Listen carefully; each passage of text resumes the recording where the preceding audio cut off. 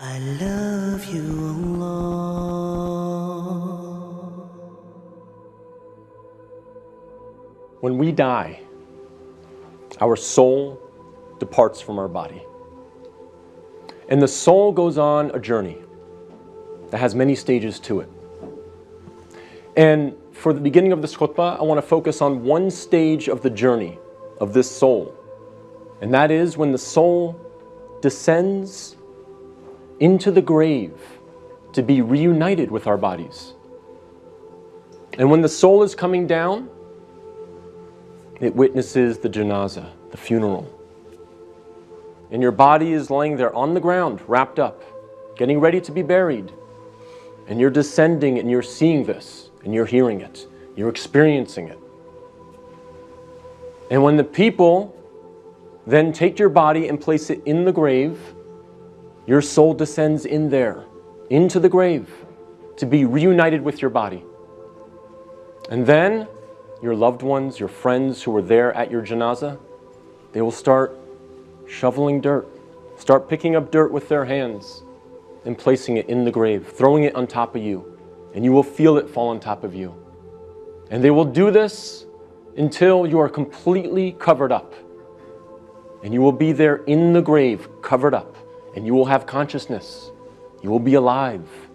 Not physically, obviously, but your soul will experience this.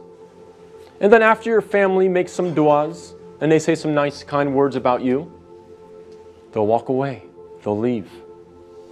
And you will hear their footsteps, as the Prophet, peace and blessings be upon him, said, that you will hear their footsteps as they walk away. And you will be there alone, in the grave, by yourself. Darkness, silence. What happens at that point? Two angels come to you, Munkar and Nakir. And they ask you three questions. Perhaps the most important questions you will ever be asked, and the three most important questions you will ever answer. And those questions are, what is your deen? Translated as, what is your way of life or your religion? Who is your prophet?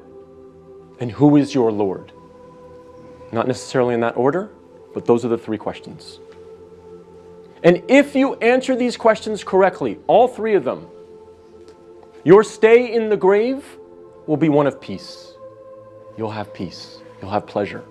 Until the day of judgment, when the horn is sounded and you are raised up out of your grave. So during that time, if you answer these questions correctly, you will have peace. But if you don't answer these questions correctly, all three of them, your stay in the grave will be full of pain. So we must answer these questions correctly. But here's the problem. A lot of us say to ourselves at this point, I'm good because I'm a Muslim and I know the answers to these questions and I'll answer them correctly. This is a problem. This is called being overconfident. Because, as many of the scholars say, the answer is not given with your tongue. The answer is not given with your brain. The answer is given with your heart.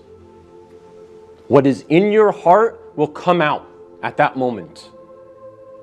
And so if you lived your life not praying, not striving to implement Islam, not striving to understand the Quran to the best of your ability, if you spent your life not really striving to be a Muslim, a true Muslim, trying to practice, then Islam really was not in your heart.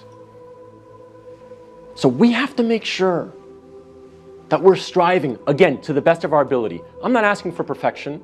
I'm not asking for scholars. I'm not asking for you to be of the best character like the Prophet, peace be upon him, but we must strive for it. So that on that day, when these angels come to us and they ask us these questions, what is in our heart will naturally come forward. The answers, the correct answers will come forth. And not the answers of, I was striving for something other than the pleasure of Allah. So we have to make sure that Islam is in our hearts, not just on our lips, not just in our mind.